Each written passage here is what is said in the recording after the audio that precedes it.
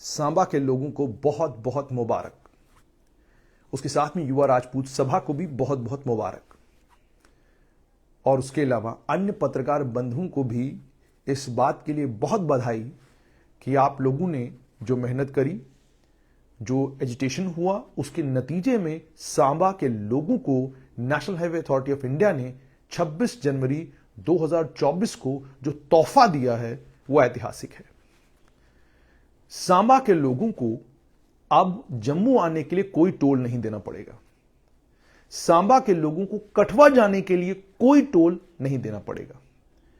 इसका मतलब वो जो मुहिम थी जिसमें युवा राजपूत सभा ने भी लड़ाई लड़ी, वो जो मुहिम थी जिसमें बाकी कुछ लोगों ने भी लड़ाई लड़ी, उस मुहिम के नतीजे में national highway authority of India ने अब यह फैसला किया है कि जो सरोवर में टोल प्लाजा था उसे हटा दिया जाएगा। यानी सांबा के लोग आज के दिन जश्न मना सकते हैं। और सांबा के लोगों के लिए सबसे खास बात यह है कि जो धरना सांबा के लोगों ने ठीक चौक में दिया था, उस धरने का बिल्कुल वही नतीजा निकला है जो नतीजा सांबा के लोग कहते थे कि हम निकलवा कर रहेंगे। यानी सांबा को ऐतिहासिक तौर पर जिन बातों के लिए मशहूर है कि वहां के लोग बहुत बहादुर हैं और जिस बात पर अड़ जाएं, जब तक उस बात को मनवाते नहीं हैं तब तक छोड़ते नहीं हैं, ऐसा लगता है वो बात बिल्कुल सच साबित हुई है। और युवा राजपूत सभा के लिए भी एक तरह से ये बड़ी जीत है कि युवा राजपूत सभा ने भी उस लड़ाई को लड़ा। सरोवर टोल प्लाजा तक युवा राजपूत सभा गई, अन्य कई राजनीतिक दलों ने भी कोशिश की, लेकिन जिस तरीके से युवा राजपूत सभा वहां गई और उसके बाद उन युवा राजपूत सभा के जो लीडरान हैं उनको गिरफ्तार किया गया, फिर उनके ऊपर आरोप भी लगे, उनको कहा गया कि इन लोगों ने सेल आउट किया है। फिर उसके बाद जब उनकी कविंदर गुप्ता के साथ, पूर्व मुख्यमंत्री भारतीय जनता पार्टी के नेता कविंदर गुप्ता के साथ तस्वीर आई, अन्य कुछ और नेताओं के साथ तस्वीरें आई, तो आरोप लगे युवा राजपूत सभा के ऊपर कि युवा राजपूत सभा जो है वो बीजेपी की गोद में बैठ गई है। लेकिन आज जो ये फैसला आया है, इससे उनकी जो उनके ऊपर आरोप लग रहे थे या उनको लेकर जो कुछ कहा जा रहा था वो एक तरह से बिल्कुल गलत साबित हो गया। इसका मतलब साफ तौर पर यह कि वो जो लड़ाई लड़ी उन लोगों ने, उस लड़ाई का नतीजा निकला है। लेकिन ये जो टोल प्लाजा वहां से हटा है, सांबा के लोगों के लिए रिलीफ, और जो लोग मांग रहे थे रिलीफ उनके लिए तो बहुत बड़ा रिलीफ है। लेकिन इस टोल प्लाजा के साथ वही हुआ है जो आज से लगभग 6 महीना पहले स्ट्रेट लाइन पर पहली खबर करते हुए मैंने आपको बताया था। पहली नहीं, दूसरी, तीसरी, चौथी, क्योंकि पहली खबर करने का श्रेय जो है वो एक ही व्यक्ति को जाता है। तो वो जो खबर मैंने की थी, जिसमें मैंने आपको ये कहा था कि national highway authority of India का एक प्रपोजल था कि ठंडी खुई या सरोवर में जो टोल प्लाजा है, इस टोल प्लाजा को हटाया जाए और इस टोल प्लाजा को सबस्यूम किया जाए, यानी इस टोल प्लाजा को मिला दिया जाए लखनपुर टोल प्लाजा से। 26 जनवरी 2024 को अब जितने भी लोग लखनपुर टोल प्लाजा क्रॉस करेंगे, यानी कठुआ के लोग अगर अब लखनपुर चक्कर लगाने जाते हैं और वापस आते हैं तो उन्हें अब 130 रुपया कार का टोल देना होगा, 210 रुपया मिनी बस का, लाइट कमर्शियल व्हीकल का, 345 रुपया पहले था, अब 435 रुपया बस ट्रक का टोल हो गया है, 375 रुपया पहले टोल था 3 एक्सल गाड़ी का, अब वो 475 हो गया है, 540 रुपया पहले टोल था लखनपुर पर, अब उस टोल को बढ़ाकर 685 के करीब कर दिया गया है, और 660 रुपया टोल था ओवरसाइज व्हीकल के लिए, गाड़ियों के लिए, अब उसे 835 कर दिया गया है। यानी 30 रुपया टोल आम जो लोकल लोग हैं उनकी गाड़ियों का बढ़ा है, और उसके अलावा कमर्शियल गाड़ियों का टोल जो है वो भी लगभग 45 रुपया बढ़ाया गया है। और इसी तरीके से बस और ट्रक का टोल भी जो है, जो पहले 345 था अब 435 हुआ, 90 रुपए की बढ़ोतरी इसमें की गई है। 100 रुपए की बढ़ोतरी जो है वो 3 एक्सल वाली गाड़ियों के लिए की गई है, और उसके अलावा 145 के करीब जो HCM और EME गाड़ियां चलती हैं उनमें बढ़ोतरी की गई है, और 660 से 835 रुपया ओवरसाइज व्हीकल का टोल कर दिया गया है। यानी जो टोल आप पहले सरोवर में दिया करते थे, अब वो टोल आप लखनपुर में देंगे। और दूसरा, जो लोग कटरा की तरफ जाने वाले हैं, जो रियासी के खास तौर पर लोग हैं, उनके लिए भी एक अच्छी खबर है। उनके लिए खबर अच्छी यह है कि अब उन्हें कार जीप वैन लेकर अगर वहां से वो गुजरते हैं तो 165 की जगह 170 रुपया टोल हो गया है और आज ही से देना है। मिनी बस का टोल 265 से 5 रुपया बढ़ाकर 270 कर दिया गया है। ट्रक का टोल 555 रुपए से बढ़ाकर 570 कर दिया गया है। 3 एक्सल गाड़ी का टोल 605 से बढ़ाकर 620 कर दिया गया है। HCM EMV का टोल जो है 875 से बढ़ाकर 895 कर दिया गया है और 7 या उससे ज्यादा ये ओवरसाइज्ड गाड़ी का टोल जो है वो 1065 रुपए से बढ़ाकर 1090 रुपए कर दिया गया है और 330 रुपए का बनेगा मंथली पास। अब बन टोल प्लाजा पर और लखनपुर टोल प्लाजा को क्रॉस करने के लिए कठुआ के लोगों के लिए 280 रुपए का उन्हें पास बनवाना होगा, तो वो फ्री जो है टोल प्लाजा को क्रॉस कर सकते हैं। यानी वो जो आपको परसेप्शन है कि मुफ्त में जाएंगे, तो मुफ्त कोई नहीं जाएगा। 20 किलोमीटर के दायरे के अंदर जो भी आता होगा उसे 330 रुपए का एक पास बनवाना होगा। उसके बाद वो 50 ट्रिप्स यानी 50 बार वो टोल प्लाजा को क्रॉस कर सकता है। यही बन पर भी होगा कि 330 रुपए का आप पास बनाएंगे तो 50 ट्रिप्स पर आपके 330 रुपए लगेंगे। तो मतलब साफ तौर पर यह कि जो सरोर का टोल प्लाजा था, जो बोझ पहले सांभा के लोगों के कांधों पर था, वो बोझ अब कठुआ के लोगों के कांधों पर पड़ने जा रहा है। और जो बोझ पहले सांबा के लोगों का था, अब वो बोझ जो है बन टोल प्लाजा पर रियासी कश्मीर की तरफ जाने वाली गाड़ियां, डोडा भद्रवा किश्तवाड़ और रामबन की तरफ जाने वाली गाड़ियों को उन्हें ये टोल देना पड़ेगा। ऑलरेडी इस इलाके में आपने देखा होगा कि जो चिनई नासिक टनल, जिसको श्यामा प्रसाद मुखर्जी टनल भी कहते हैं, ऑलरेडी उसका टोल बढ़ा दिया गया है, उसकी टोलिंग ऑलरेडी कर दी गई है। और मजेदार बात आप देखिए कि ये सारी चीजें उस समय हो रही हैं जब अभी मार्च नहीं आया है। यह भी आपको ध्यान में रखना है कि आपका जो लखनपुर में टोल प्लाजा पर अगर आज आप 130 रुपया टोल देते हैं, तो मार्च 31 के बाद जब 1 अप्रैल आएगा, एक और नोटिफिकेशन निकलेगी, उसमें यह टोल और बढ़ेगा। क्योंकि ये जो अभी टोल बढ़ाया गया है, ये केवल इसलिए बढ़ाया गया क्योंकि 26 जनवरी को सांबा के लोगों को तोहफा मिला है कि हमने सरोर से टोल प्लाजा हटा दिया। लेकिन अब चूंकि ये टोल प्लाजा सबस्यूम कर दिया गया है, इस टोल प्लाजा पर जो टोल कटता था वो 2 टोल प्लाजाओं में आधा आधा 2 टोल प्लाजाओं में बांटा गया है। मेजर शेयर दिया गया है लखनपुर टोल प्लाजा को और माइनर शेयर दिया गया है बन टोल प्लाजा को। इसका मतलब अब ये कि मार्च 31 को ये टोल और बढ़ेगा। और अगर मार्केट की जो सूरत हाल है उसको ध्यान में रखा जाए तो 130 के करीब करीब अगर लखनपुर में टोल अभी हुआ है, तो यह टोल बढ़कर कम से कम 150 रुपए तक होने की संभावना है। 140 भी हो सकता है, 145 भी हो सकता है, लेकिन 140 तक तो यह टोल जाएगा ही जाएगा जिस समय मार्च में इसकी रिवीजन होगी। इसी तरीके से बन टोल प्लाजा पर अगर आज 170 टोल हुआ है, तो आप खुद अंदाजा लगाइए जब एनुअल रिव्यू होगा तो ये टोल कहां से कहां पहुंचेगा। और ये साल के बीच में टोल को रिवाइज करने का, साल के बीच में टोल को बढ़ाने का जो काम national highway authority of India ने किया है, ये आम लोगों के कांधों पे बोझ तो पड़ ही रहा है, मगर सरकार का खजाना जो है उसमें, सरकार के खजाने में मेरा और आपका कॉन्ट्रीब्यूशन है। यानी सरकार के खजाने में वो तमाम लोग जो वीवीआईपी हैं, वो तमाम लोग जो राजनीतिक लोग हैं, जिनकी अच्छी खासी मोटी तनख्वाहें हैं, उन्हें टोल देने की कोई जरूरत नहीं, वो फ्री जाते हैं टोल प्लाजा से। टोल देना है आम आदमी को जो बहुत अमीर हुआ है, जिसके पास अच्छा खासा माल आ गया है, जिसके पास अच्छा खासा पैसा आ गया है, तभी उसने गाड़ियां खरीदी हैं, इसीलिए उसको टोल देना है। वो मुफ्त नहीं जाएगा।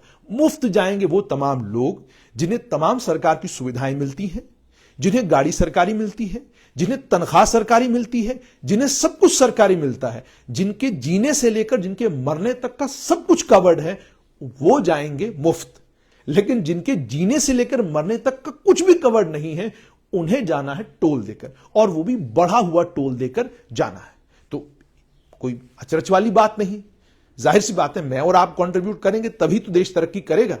इसमें रिटायर्ड लोगों को, बड़े लोगों को, जो लोग, और खास तौर पर वो लोग जो सोशल मीडिया पर बैठकर बड़ी खूबसूरत बातें करते हैं और बड़ा लेक्चर झाड़ते हैं और कहते हैं कि हमें किस तरीके से देश की प्रगति में कंट्रीब्यूट करना चाहिए, वो लोग खुद सरकार के अलग अलग विभागों को चिट्ठियां लिख लिख कर कहते हैं कि जनाब हमारा फलाना कंट्रीब्यूशन याद करो, हमें टोल फ्री करो। तो ठीक है, उनका कंट्रीब्यूशन याद करते हुए आप उनको पेंशन भी दें, उनका कंट्रीब्यूशन याद करते हुए आप उनकी किटी भी भरें, और उनका कंट्रीब्यूशन आपको याद है, उन्हें आप हर तरह की राहत दे रहे हैं। लेकिन जो लोग रात दिन खून पसीना बहा रहे हैं, जो इनकम टैक्स पे कर रहे हैं, जो हर तरह से त्रस्त हैं, हर तरह से परेशान हैं, आप आटे चावल का दाम देखिए कहां पहुंचा है, सब्जियों का दाम देखिए कहां पहुंचा है, महंगाई कहां पहुंच गई है। लेकिन उस बेचारे बदकिस्मत ने बैंक से लोन लेकर गाड़ी क्या खरीद ली, तो उसके लिए मुसीबत हो गई कि अब उसको लखनपुर पर भी बढ़ा हुआ टोल आज से ही देना है, उसको बन टोल प्लाजा पर भी बढ़ा हुआ टोल आज से ही देना है। और ये इसलिए देना है क्योंकि सरकार ने तय किया कि हमें सांबा में ठंडी खुई में जो हमने टोल प्लाजा बनाया उसे हटाना था। ये टोल प्लाजा जब बनाया गया था सरोर में, तब भी ये टोल प्लाजा गलत था, तब भी अलग अलग समय पर यह कहा गया कि यहां टोल प्लाजा नहीं बनना चाहिए, लेकिन बनाया गया।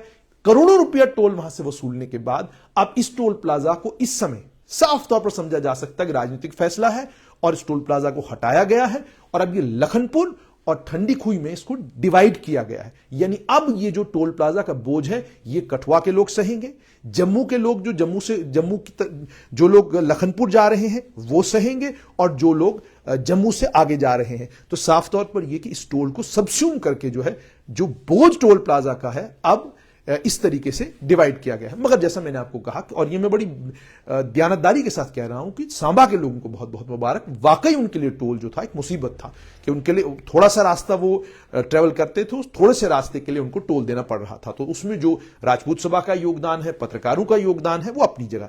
लेकिन अब सवाल यह है कि जो ठंडी खुई में सरोर में टोल प्लाजा लखनपुर पहुंचाया गया, सरोर का टोल प्लाजा लखनपुर फाइनेंशियली माली तौर पर वहां पहुंचाया गया और दूसरी तरफ से यही टोल प्लाजा जो है पहुंचा दिया गया बन।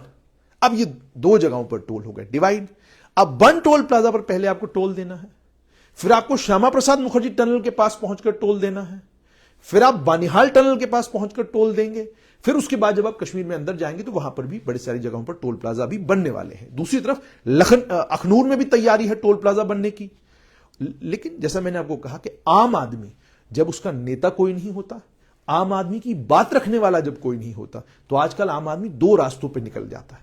एक तो बेचारा आम आदमी पहुंच जाता है सोशल मीडिया वालों के पास, वो रख दें उसकी बात तो रख दें, ना रखें तो बेचारा कुछ कर भी नहीं सकता।